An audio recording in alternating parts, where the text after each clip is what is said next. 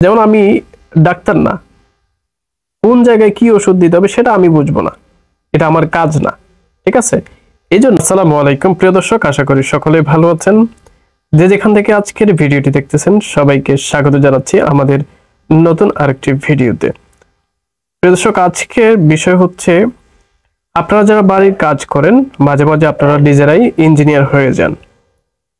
এখন কথাটা হচ্ছে কেমন, ধরুন আপনি একটা বাড়ি করবেন, আপনি নিজেই সিদ্ধান্ত নেন কিভাবে কি করবেন, কোন কলামে কি রড দিবেন, কয়টা রড দিবেন।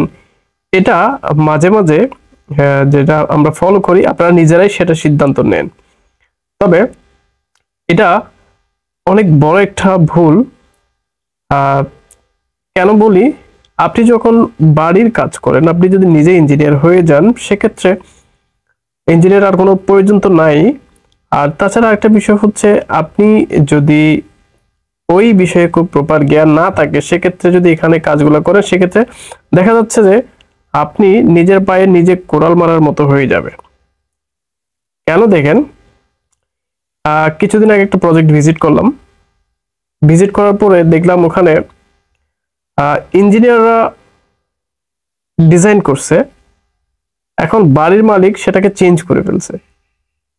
চেঞ্জ বলতে কলামের রড ছিল হচ্ছে 20 মিলি, করে ফেলছে 16 মিলি। সাইজ ছিল হচ্ছে 12-20, করে ফেলছে হচ্ছে 10-15। এই যে চেঞ্জগুলা মানে বাড়ির মালিকরা করে ফেলেন, এটা আসলে মোটেও উচিত নয়। আপনি মনে করেন যে একটা বাড়ি আপনি 5 তলা ফাউন্ডেশন দিয়েছেন, আপনি 1 তলা কমপ্লিট করবেন, বাকিটা পরে করবেন।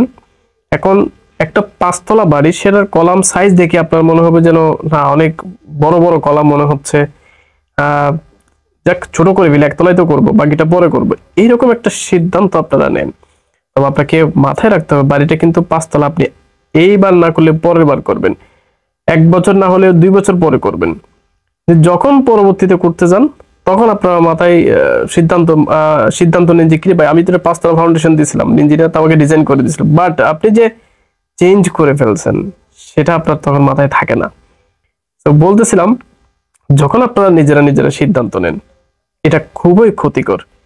ঠিক আছে, আরেকটা বিষয় হচ্ছে, আপনি একটা বাড়ি করবেন, আপনি নিজেই সিদ্ধান্ত নিলেন যে আমি বাড়িটা এভাবে এভাবে করবো। এখন আপনি কি প্রপারলি জানেন কোথায় কিভাবে কি করতে হবে? হয়তো বা জানেন না। সো সবাই যদি এই জিনিসগুলো, যেমন আমি ডাক্তার না, কোন জায়গায় কি ওষুধ দিতে হবে সেটা আমি বুঝবো না, এটা আমার কাজ না। ঠিক আছে, এই জন্যই প্রত্যেকটা জিনিস যখন কাজ করতে, যেমন আমরা ইঞ্জিনিয়ার, আমি বলতে পারবো কোথায় কিভাবে রড দিতে হবে, কলামের সাইজ কত আসবে, এটা যখন আমরা অ্যানালাইসিস ডিজাইন করি তখন আমরা বলতে পারি। একটা বাড়ির কাজ করতে গেলে এটার জন্য প্রচুর আসলে পড়াশোনা করতে হয়, তারপর একটা কাজ করতে হয়। এমনি হুট করে চাইলে একটা বাড়ির কাজ কখনই করা সম্ভব না। নিজের ইচ্ছা মতো চাইলে করে ফেললাম, হয়ে গেল, ওরকম কিন্তু না।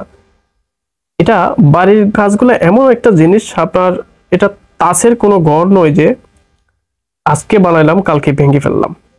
এটা দেখা যাচ্ছে আমরা বাড়িটা করে দিচ্ছি, হয়তো আমরা থাকবো না, কিন্তু বাড়িটা থেকে যাবে। এটা হচ্ছে বিষয়। সো বাড়ির কাজগুলা, এগুলো খুবই সেন্সিটিভ একটা বিষয়।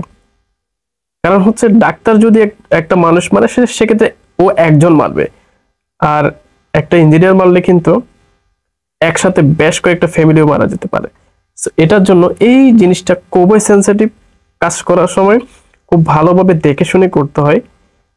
এই জন্য বলতেছি, অনেকেই যে চেঞ্জগুলো করে ফেলেন, এগুলা করতে যাবেন না। এবং আরেকটি বিষয় হচ্ছে, নিজেরা বাড়ির ডিজাইন করবেন না, অবশ্যই ইঞ্জিনিয়ারের পরামর্শ নিয়ে কাজ করবেন। নিজেরাই সেফ থাকবেন, পরিবার সেফ থাকবে। ধন্যবাদ।